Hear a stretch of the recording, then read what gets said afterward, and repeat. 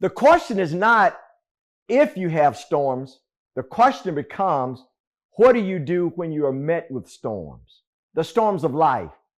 The Bible says, count it all joy. I know it didn't sound right, but the Bible says, count it all joy.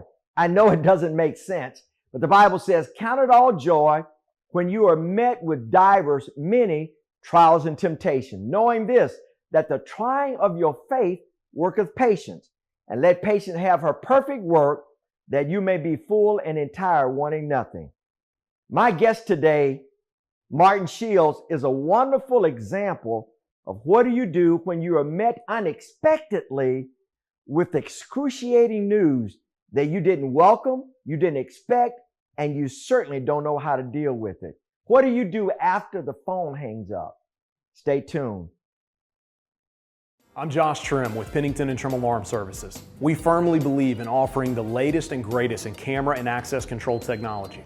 With the Alarm.com platform, we're able to offer a user-friendly and fully integrated service to do just that.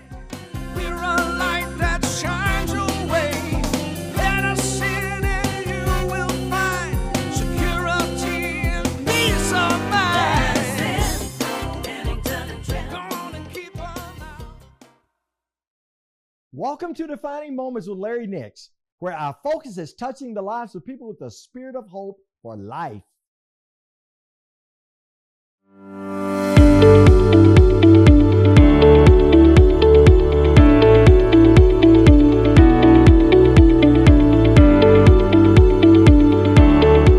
Hi, welcome to Defining Moments. I'm your host, Larry Nix.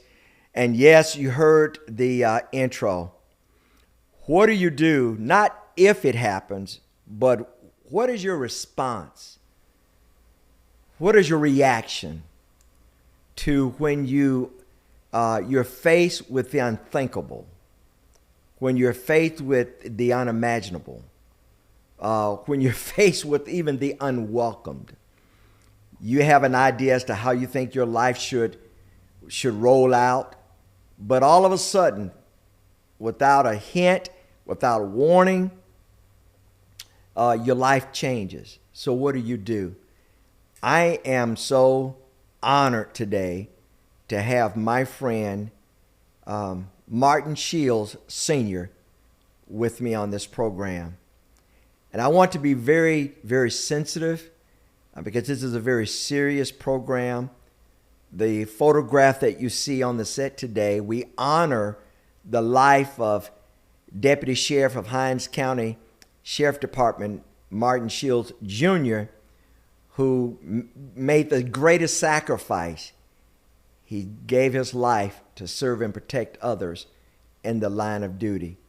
But we have the great pleasure of having his father, Martin Shields Sr., who is a retired fireman of 28 years with the Jackson Fire Department, and he also serves currently as a deputy sheriff for the Hinds County Sheriff Department of 9 years. And we're delighted to welcome him to Defining Moments. I've got to call you by your official name, but then I'll segue to your personal name. Deputy Sheriff Martin Shields Sr., welcome to Defining Moments. Good morning. It's very obvious when you see your son's photograph, and there are people that are looking at this photograph for the very, very first time. People who knew your son and people who still know your son and celebrate his memory and the work, they know that he gave the ultimate sacrifice. And when that moment happened, it stopped Jackson metropolitan area because a life had been sacrificed for the good and the safety of others. But when people see this photograph for the first time of your son, what would you like for them to know about your son? He was a very honorable man. Mm-hmm. Loved to laugh. We joked a lot, but he was an honorable man. So let's go back in the early days of how we got here. This is a tribute. This program is a tribute to his life and his service. But talk about you growing up. Talk about your upbringing first, because he is a product of you. He's a manifestation. He's the junior to the senior. So let's talk about how we got here. You growing up, you spent 28 years as a Jackson fireman. Yes. And boy, that's a part of a first responder. How did you get to this place? Talk to us about that. Well, growing up, I love playing with fire. You love playing with fire. Yes. Okay. But in a safe way. Okay, I'm glad you said that. It was, in the backyard with the radio, me and my cousins sit in the backyard, have a bonfire and listen to the radio, talk and joke. And, Okay. And growing up, if I heard the fire truck, 'cause we stayed right down the street off of Mega Evers on Hollywood, if I heard that fire truck, I was going to see what was going on. You're inquisitive. Yes. Okay. So And what age is this now? I was from 10 on up. Okay, I got it. All right. You were intrigued by the noise, by the sound, by the action of the Yes. fire truck, red and everybody stopping. Okay. Yes. And they had, I found out they were hiring, and And you decided to join them. yes, I did. Did you have any first responders in your family? Any No. firemen and police officers? So you're first generation. First. And so you became a fireman Yes. in what year? 1995. 1995. Was it hard? Oh, it was rough. The training, the academy? Training was rough. It was during August, September, Hot. hot. And Was it rough because of the heat, or was it rough because of the training? well, a little of both. Because Were you had- expecting that? You had to get used to the heat, Okay. because once you put that uniform, that turnout gear on, it goes from 0 to 100. Right Wow. there. So Your it's body. hot. Yes. I've often wondered when I see firemen on TV, and they're sitting with some of their gear off, their helmets off, and they're drinking a lot of water. It just seems like they're You exhausted. gotta stay hydrated. And not only because they're fighting fire, but actually the gear that you're wearing is, I guess, is fire tartan. It will burn if you stay in there long enough. Really. Yes, but we were trained, once you put the wet stuff on the red stuff, and you will be all right. Wow. So you became a fireman at what age? 27. At 27. Did you have any college experience, or did you have any foreknowledge of what you were getting into, other than just you were enamored, you were just excited about the fire I was trucks growing excited. up? I was excited, and once we had, it was the physical fitness part. You had to pass out everything. Okay. Background, psychological, all that. And my first day, when I walked in, it was on. It was on. It was it? Yes, I wasn't leaving. Wow. And 27 years later, you've seen a lot. Man, And you've been through a lot. I done been through. I started to quit. You started to quit. Yes. Okay. How many times? Several? No, one specific year, 1996.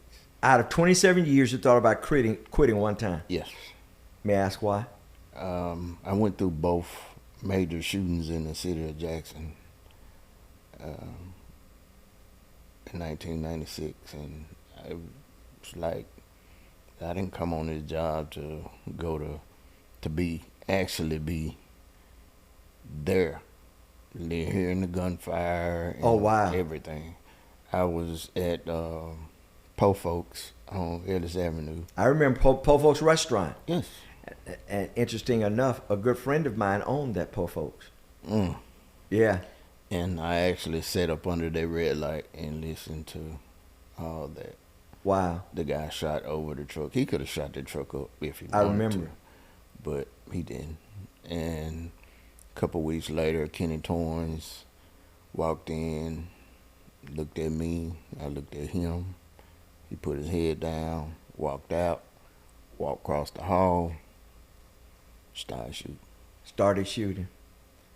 So, you're being a fireman, being first responder, is not just you going to the fire spraying some water on it. No, You're in harm's way as well, particularly if it is in a violent kind of challenge scene. yes, That there are protesters, there's violence, there's a lot of activity going on, criminal activity going on. You're exposed to that as well, aren't you? yeah, we was going to shooting, stabbings, Shootings and stabbings, delivering babies. delivering babies. Yes. So anything medical, heart attacks, strokes, we were dispatched. But you stayed. It's interesting that in 27 years, you considered quitting one time. Now you've gone through. You've been on the scenes of shootings and stabbings and delivering babies and protests, so forth and so on. But one time, why did you stay with it? My dad. Your talked to dad. me, Your father. My dad and my mom talked to me because after the shooting, I went to see my kids, make sure they was great, and tell them I was all right. And I talked to my mom and my dad, and they said fire department was my calling because you remember all the stuff you used to do when you heard that siren. So Wow, they reminded you. A couple of things. Number one, you reflected on the wisdom of your mother and father.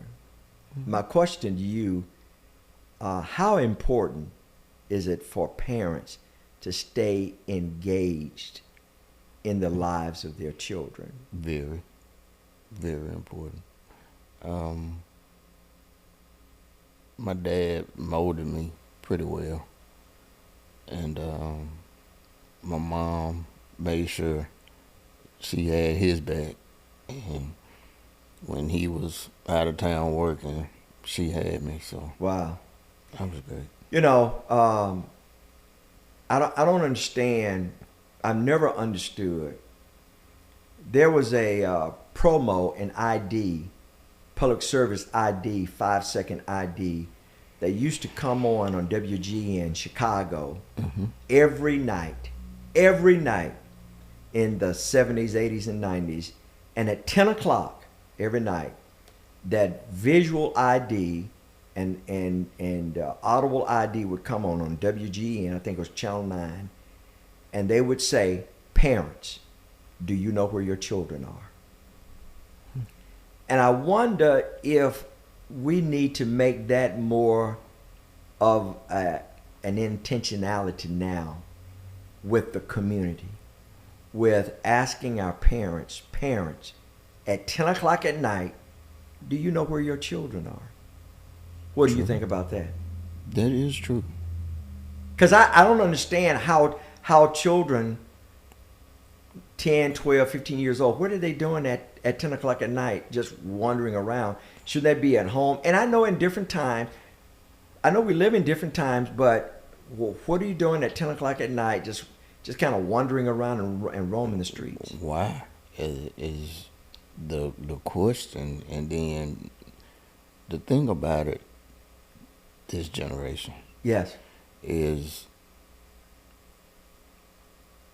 we see it a lot that, oh, my child wouldn't do this, my child wouldn't do that. But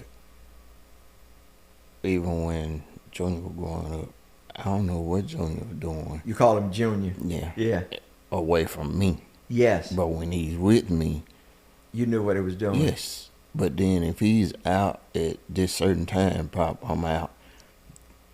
This, I'm here. Yeah. But nowadays he was my best friend Yeah. besides my dad. Yeah. Your son was your best friend? Yes. Yeah. Yeah. And we talked a lot. So when, like, Pop, I'm finna go here, here, here. Okay.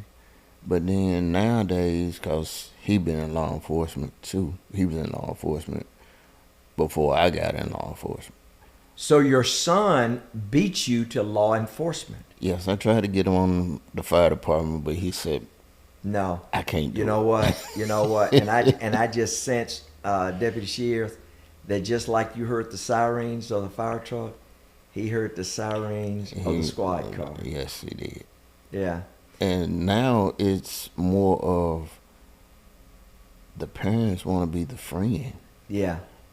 And then if your child is doing wrong, don't hold up for that child. Don't hold you up for love the child. them, Yeah.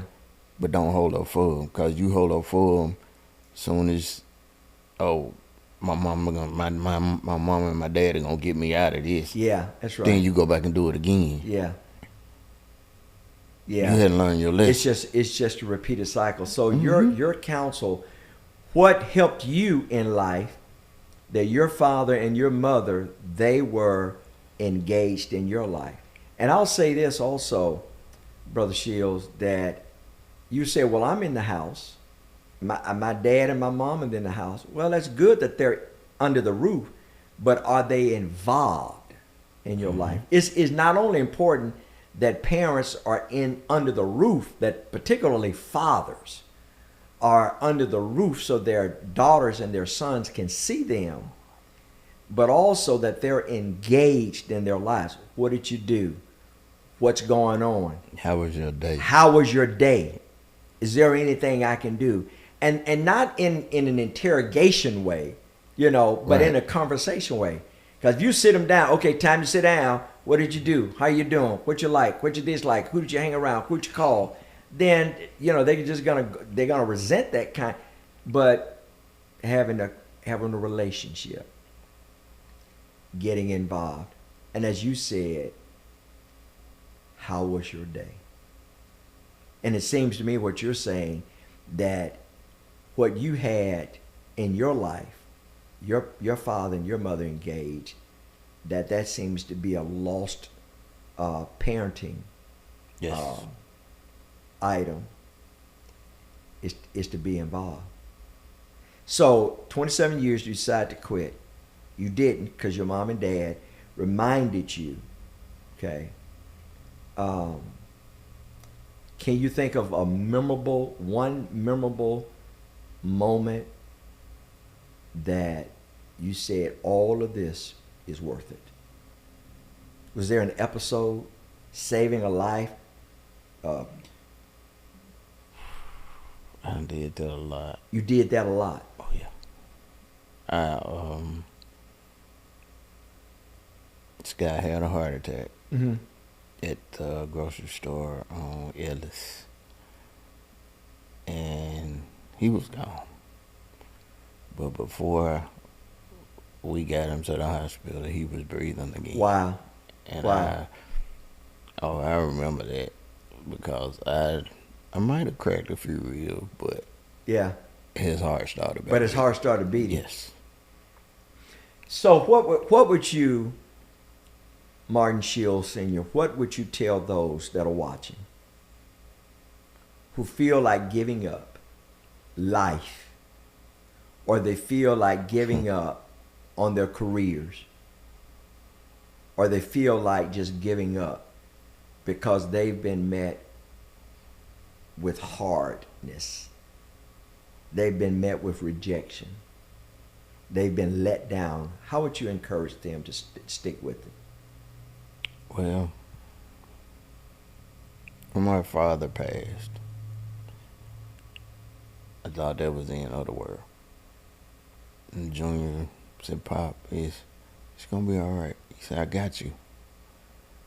He said, "Don't you give up," because I went through a dark spot when my father passed. And he told me this, "Dad, don't give up. You got too much going for yourself to give up." I was still on the fire department, and he said, you still got it. So don't give up on yourself or us. And I never did. But I thought about it a lot. Just said, forget it. I'm done. Just go in my shell and stay there, and everybody just leave me alone. But he talked to me. We talked a lot about it. And he just said, Pop, don't ever give up. And I kind of took that to heart. Life is real, isn't it, Brother Shields? It is. Life is real. So what I hear you saying, it's important to have relationship with people that you can trust. Yes. And I've said it many times. My mother, my sister have said, my brother have said, it's not only important that you know who you love, but it's also, if not more important or equally important, to know who loves you. Yes. That those people that will hold you accountable, that those people that will tell you what you need to hear rather than what you want to hear, to go along to get along. Right. And then it's important to have those people in your life that are willing to jump in the foxhole with you. Not judge you, but jump in the foxhole with you, and that are willing to walk along with you, even if they don't say anything. They're willing to walk along with you to say, I'm here. And it seems to me that you're saying that's what your son did for you. Yes. That's powerful. He did. Because So- I was in a real dark, because my dad was my ride or die. We built fence together, and my favorite is just being outside, building fence, because I still think about my dad. And when I passed by the correctional facility in Pearl, we built that. Wow. You built the fence. Yes. You and your father built the fence Start to at the finish. Pearl Correctional Facility. Yes. Hey, my name is Kyle Reno, Senior Pastor at Crossgates Baptist Church. Here's a defining moment from this last Sunday. Whatever is overcoming you, listen to me, God's presence can overcome. Come on now. I love this statement. Peace isn't the absence of trouble, but the presence of God. Peace is not always being out of the storm. It's always knowing the sovereign even in it. So here's what I want to encourage you by faith. And you have to, by faith, apply these things. To, by faith, approach, even in the midst of whatever you might be afraid of, to trade fear for a bigger presence. You ever had the presence of fear in your home or in your heart? Come on, you know what I'm talking about? Like it almost seems inescapable. And what God is saying in this moment, while that fear might be real, while that thing that you're afraid of might be near, I want you in the midst of that to breathe and to embrace a bigger truth. I'm with you. To the measure in which we, by faith, come to this bigger truth is the measure in which peace will actually experience. It's not the absence of something that could make us afraid. It's the bigness of God when we're afraid. Remember our memory verse for this month, appropriately, Isaiah 56:3. But when I am afraid, I will put my trust in you. Hey, thank you for taking some time to listen to that defining moment from this last week. If you'd like to listen to the sermon in its entirety, you can go to crossgates.org, and we would love to have you visit with us any week on any of our Sunday experiences or our midweek opportunities. I'd encourage you this week to take some time and really think about what moments right now are defining your destination. God has more in store for you. Hope to see you soon. Ladies and gentlemen, I want to let you know that our studio is located in Pearl, Mississippi. And for those of you that don't even know where Mississippi is, well, you'll find Mississippi.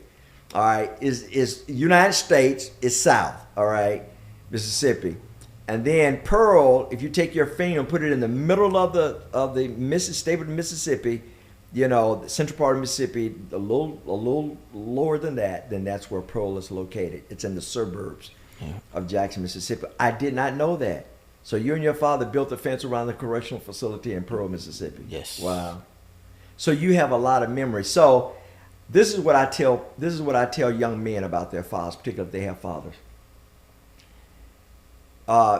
Be gracious enough to offer forgiveness to your fathers. And fathers, be gracious enough to offer forgiveness to your sons. Don't allow anything to come between you. Never. That you are so hard that you don't have fellowship and relationship with your father. Because one of the greatest blessings of a son is to have a father. And one of the greatest blessings of a father is to have a son. Yes. And that's important. And that relationship is irreplaceable. You're right. So what would you tell young men that are separated from their father? They don't call their father. They don't want to spend time with their father because they so busy doing their own life. They don't have a relationship with their father. What encouragement would you give those young men today? Between father and son, cherish each other, because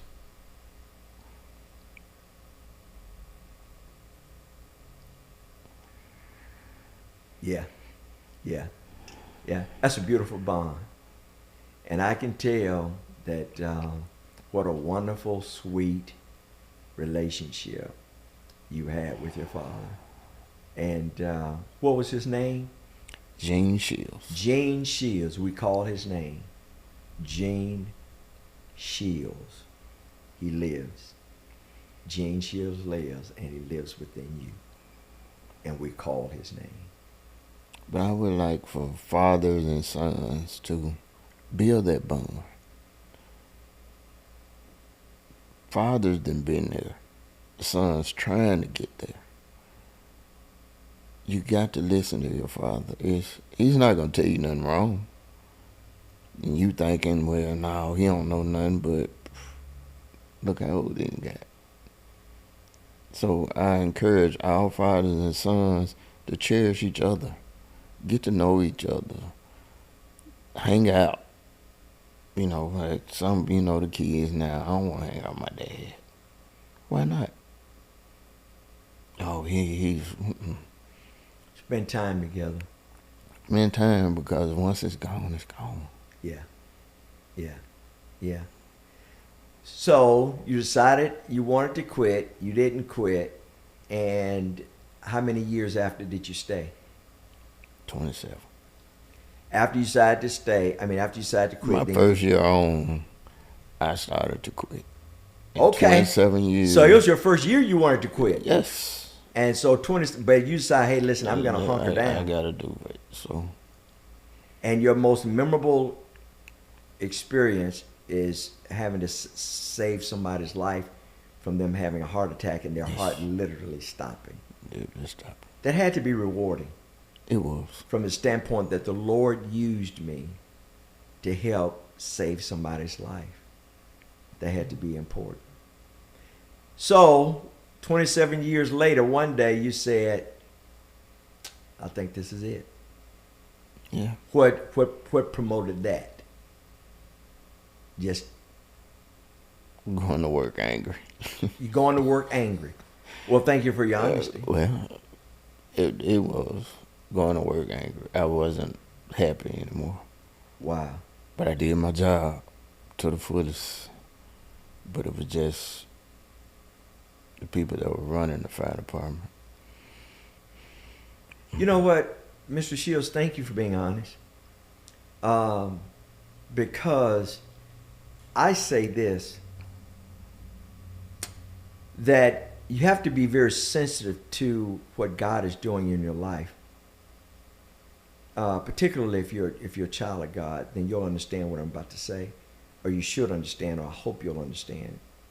Sometimes as Christians, we put a period where God has placed a comma, or we put a comma where God has placed a period. Mm-hmm. Meaning that if we've put a period where God has placed a comma, then God is saying, you're done here.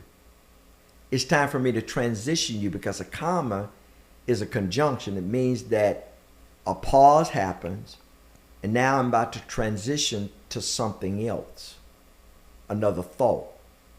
I'm going to inject another thought. God didn't say that your time is up, but this place and statement and time and place is up.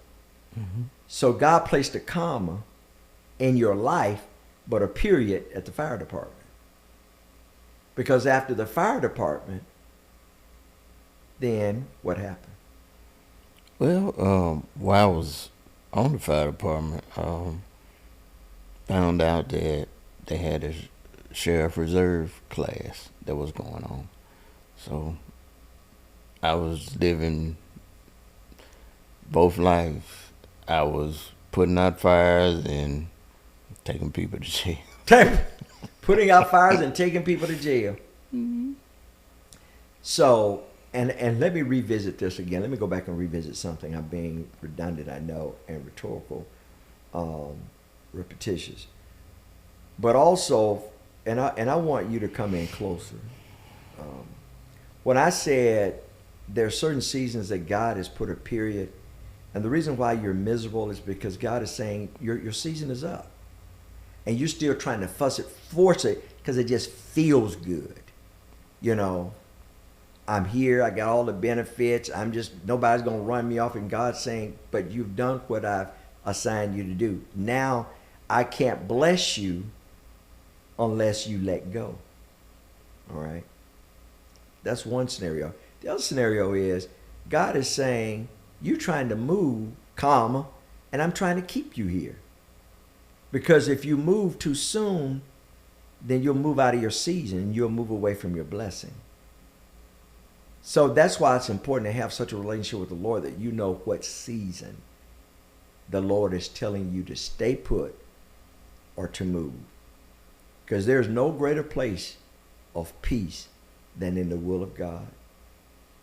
And sometimes he'll tell you to stay, and sometimes he'll tell you it's time to move. And he knows the best assignment for you. And you were going to work angry, and you said, it's time for me to move. Time to go. I've spent 27 years. I've invested my time. I've done some good. I'm done here, but I have some more inside of me. Right. And so you joined the reserves. Yes. Let's pick up from there.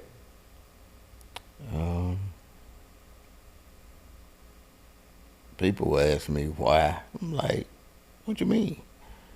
Like, you already a fireman, you live one dangerous life, now you sitting to do another one. Be like, it's something I want to do. Yeah.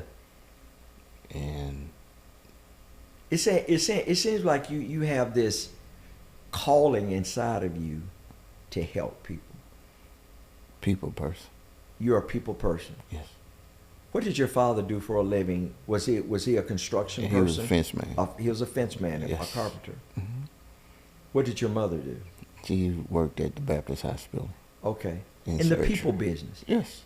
So you're a product of your parents in terms of their calling to help people. And when I tried to get Junior to come on the fire department, he said, no, Papa, I can't do that. So he said, I want to go in law enforcement. I told him, I got you. All right, so now let's pick up do. here. So you retire at the Jackson Fire Department, Mm-hmm. and you join the reserves. Now, at that point, was he a deputy sheriff already? No, he was actually working. While I was at the fire department, he was actually working for Jackson Police Department. Okay. So he was a police officer before deputy sheriff. Yes. Okay. And Were you nervous when he made the decision? That answer is yes, I assume. But it's interesting, Brother Shield, because now you're in a dangerous job. I know. And he elected to become a police officer. And when he came to you with that news, when he first came to you, how did you learn that he wanted to be a police officer? we talked about it.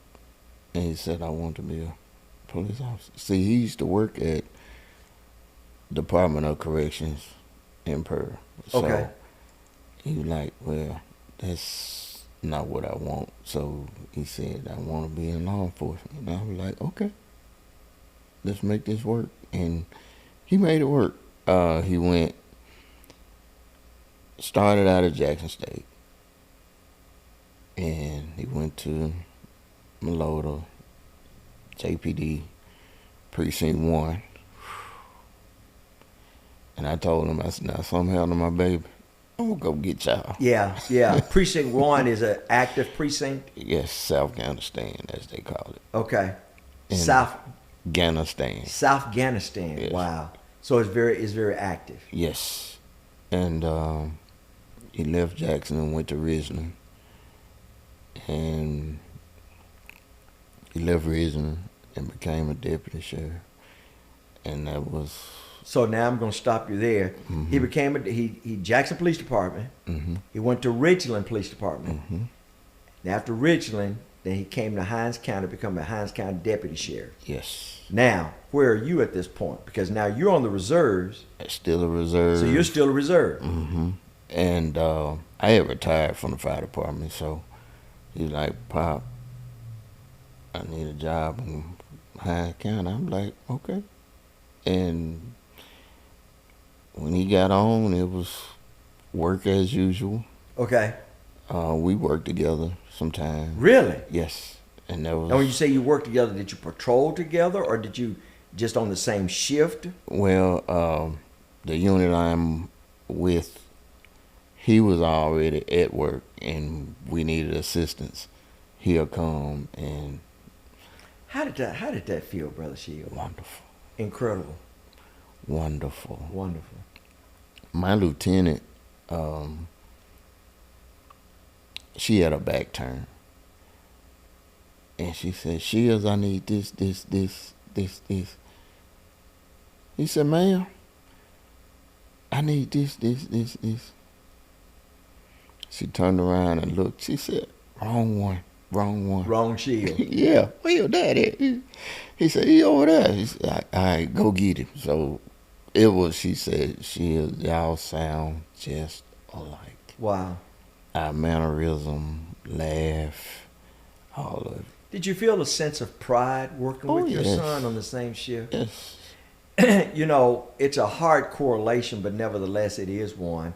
It's like LeBron James playing with his son, Bronny, having that camaraderie, getting the feeling of being in the same profession and serving alongside of your son. I can only imagine you did with your son what you did with your father. Yes. You built fences with your father, and yours as a son, and your son got to serve and protect the community with his dad. Yes. Now let's talk about your wife, his mother. Was she terrified that both of her boys was in law enforcement? Well, me and his mom weren't together, but we were still close. Yes. As a family. Right. And she was nervous, but everybody came together and said, okay, you can handle this. Were there tense times? Were there experiences that you ever like the fire department? Did you say to yourself, I think it's time for me and you to get out of this? It was just after them 28 years, it was like, oh, it's time to get out. So yeah. But now you're in law enforcement. yeah. You're a first responder. And it's almost like you're closer up to the fire. Yeah. You know, you're fighting fire with the fire department, and it seems like you go from one fire to another fire. Yeah. But I still have fun doing it. Yeah. You get satisfaction. Yes. Let's talk about Martin Shields, Deputy Sheriff Martin Shields Jr. Talk to me about his working habits. Talk to me about his personality. Talk to me about him growing up. He was quiet, but growing up, he was quiet, but he had that tendency to, young man. Sure. And when growing up, he was just a normal kid. And then the law enforcement part, I got used to it, but I would check on him all the time because, South Jackson is another active area. It is active. And, we'll talk, and we'll get together and just sit around and talk about law enforcement stuff. And we'll just throw stuff at each other and all that. And like I said, once he became a sheriff deputy, we did a lot of security work together. And the laughter, the smile, he was loved by a lot of people. And I didn't know it until the funeral. And then after, during these times, I see a lot of people that we work with or work for, and they still like, Martin, I can't fathom what you're going through, but I am so sorry.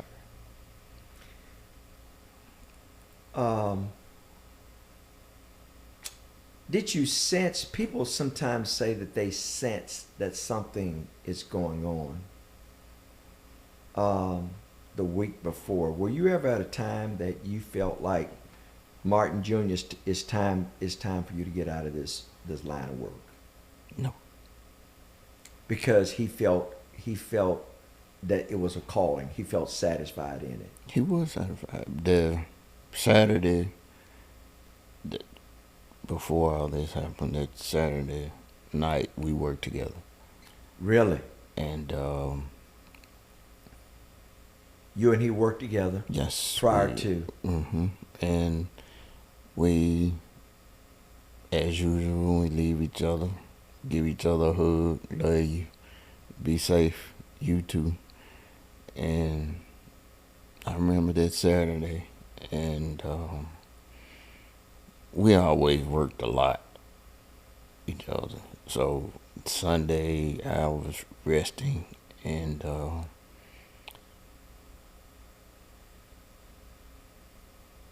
his mom called my wife and told her to wake me up because I was knocked out, tired. And she said, wake Martin up, something happened to Lil Mark. I'm like, So my wife woke me up. I thought it was the next day because I was tired. And she woke me up. She said, well, I'm figured she's going to work. And she woke me up. She said, well, Marsh called and said, it's been an officer involved shooting, so you need to try to get in contact with Junior. And first thing I'm thinking is, oh, Junior shot somebody. And I called his phone, no answer.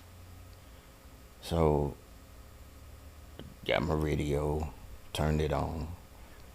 It was quiet. So I just started calling people, higher ups. Nobody answered the phone. One of my captains did answer the phone, and she said she'll let me call you back. And then, still, she didn't call me back. Not that night. And I'm wondering, I got nervous. That empty feeling. I'm shaking. My lieutenant called my wife and told her to hide my keys. Hide your car keys? Hide your squad car keys? Squad car keys, my truck keys, even her keys. They said, we don't need him out here. Because we already know if he come out here, he's going to the house. I was like, yeah, I was going to go. And just kept having that feeling. I'm shaking. And when my team showed up at my house, I already know what it was. And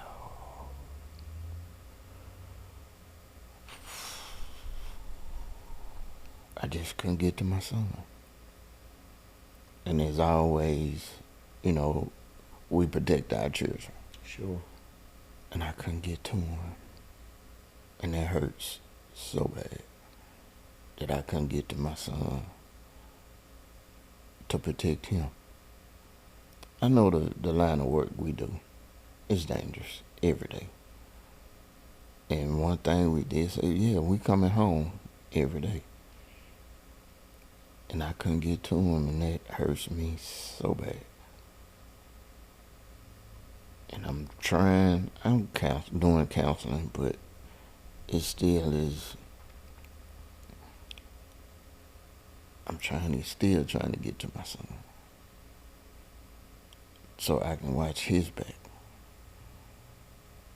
And that's what hurts the most. Thank you for sharing such a personal, thank you for sharing such a sensitive story. And thank you for being very transparent. Because one of the things that you said was that I'm getting counseling. And I would invite any of you who are going through a hard time, who's going through a hard period, know that there's help. There's a hotline, there's a suicide hotline, there's a suicide reach out line, there's a line for therapy.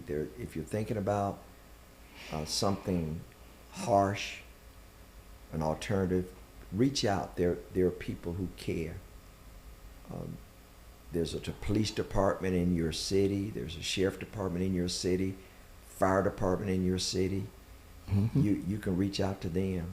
And I'm just, do you know of any of those numbers that you're familiar with that you can Not give? right offhand. So there, for any municipality, if nothing else, call 911. All right, because you matter, and it is not a sign of weakness that you would reach out.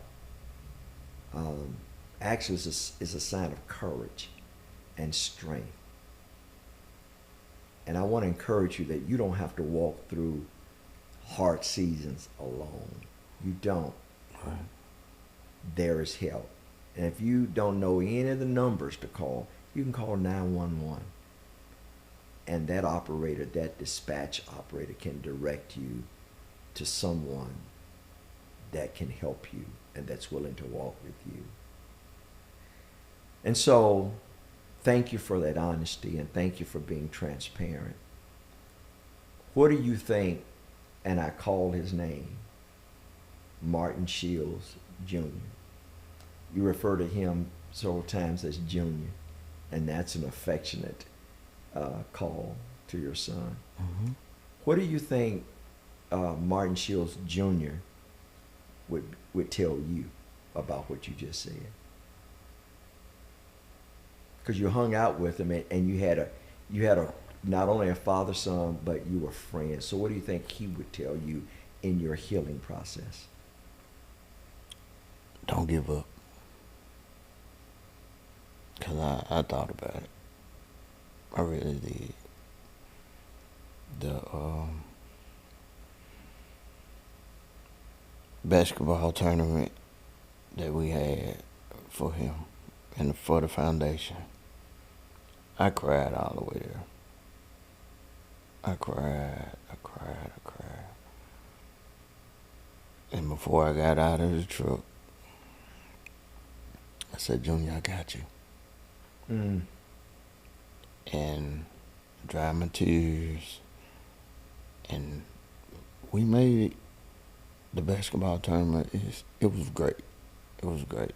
Give a shout out to Highway Patrol. Yeah. They won. Yeah. But it was great. But all the guys that participated, all the teams, they thanked me for inviting them. And I said, shoot, it was my pleasure because fire department is still my family. Yeah. And Yeah. all the law enforcement before and during this time, they have been real supportive. In fact, you started a foundation Yes. in his name, and that's the Martin Shields. Martin L. Shields. The Martin L. Shields Yes. Memorial Foundation. Memorial Foundation. Yes. The Martin L. Shields Memorial Foundation. Yes. And so the basketball tournament that you just hosted was to raise funds to fund the foundation. In fact, Yes. you have the Martin Shields Junior Scholarship Fund. It's Yes. an educational scholarship fund. Yes. So what's the purpose of the scholarship fund? Well, the family sat around and we got to do something. Yeah. And we came up with the foundation to help seniors in the Jackson Memorial area. And we sat down, we talked to a couple of counselors at high schools, and they said, "Oh, that's a great idea." And Are these seniors who have a desire to go to college and pursue a law enforcement Well, career, or yes. just go to college? both. Okay. You have to write an essay, and once we read it, we pick you out and we Yeah. help you out. Yes. What a sweet way to continue the to affirm your commitment to your son, because it seems that all along the way, the walk along the way in life, you've always said to your son, "I got you," and you got him through the Martin L. Shields Memorial Foundation Yes. and through the scholarship. But he had you and has you because when you considered quitting the fire department, he said, "Don't quit." And when you considered quitting as a result of him passing, you heard in your heart him saying, "Don't quit." give up. Yeah. But if you didn't have that relationship, he wouldn't have heard that, and you wouldn't have heard that. So once again, how important would you state, and how would you encourage sons? It's important to forgive, because there are fathers and sons and daughters and mothers that are holding on to grudges, and those grudges are so old and so minuscule. And even if they are hurtful, be big enough to say, "I'm sorry," and forgive and move on. Because life is too short. Life's too short. Yes. Because that Saturday night, well, Sunday morning when we got off, that was the last time I saw my son alive. So, cherish these days. Whatever you mad about, that's small. But he said something to hurt my feelings. She said something to hurt my feelings. You grown. Get over it. Because when he's gone, he's gone. If your dad ever leaves you and the Lord calls him home, hey, that's it. You can't, "Oh, I wish I would have did this. I wish I'd have did that." It's too late. And I cherish all the moments, my father and my son, because they were memorable moments. Yeah, whatever happened when you was young, you older now, get to know them. Get to know them, spend time with them. Yes, because when they're gone, like, now I wish I would have. How do you deal with the possibility of hatred in your heart? Do you ask God why? I asked him why the first night. Okay. Why? And that's just being honest. Yes. Why, my baby? Why? And I started second guessing myself. I started doubting myself. I second guessed myself a lot because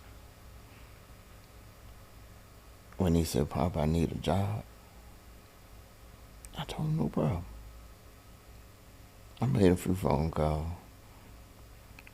I talked to the sheriff. He said, tell him to come on. I got a spot for him right now. I called him. I had got the pictures of him filling out his paperwork. One of my proudest days, too. And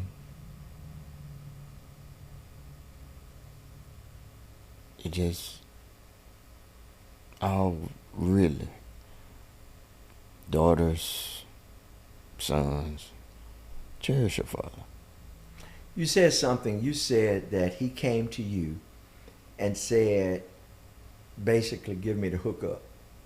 And you did. What any father would do. What any father would do. And so you can't beat yourself up for that. Because if that was his heart's desire and if that was his calling, or since that was his calling, it would have ultimately happened. But once he got home, he loved it. Yeah. And his work ethic was wonderful. Everybody, even though his name is Martin Shields, Yeah. he had his own way. So And how are you able to do, how have you been able, because this has been a recent encounter that your son passed. Not 10 years, not 20 years, but this year, 2025. February 23rd. February 23rd. And we remember that day. And we remember his name. February 23rd, 2025. Your son, Martin Shields, gave the ultimate sacrifice. And we thank God for him. We call his name Martin Shields Jr. And we will forever call his name and keep it alive. How do you deal with the why God? Because there are other people out there that want to know how you deal with it so they'll know how to deal with it. Even though every situation and scenario is different, how are you able to deal with it? Thinking positive. Thinking positive. Yes. Remembering what he would tell me. Yeah. Yeah. And that's how it's rough. I don't show it. My wife gonna kill me after this. But when I wake up every morning, it hurts. Yeah. So bad. And I just want to just give up. Yeah. But I can't. Because then I disappoint him. Mm-hmm. And I'm not going to disappoint my son. Yeah. So I get up, I go to work, and I make the best of these days. They hard. I have my days when I'm down and out, but I don't show it. But when I go to counseling, I talk about it. And talking about it helps. And all the people, when, like last night, I ran into a deputy I hadn't seen in a while, but she worked with Junior and she also worked with me. Right. And she gave me the biggest hug. She said, Sheila, I'm sorry.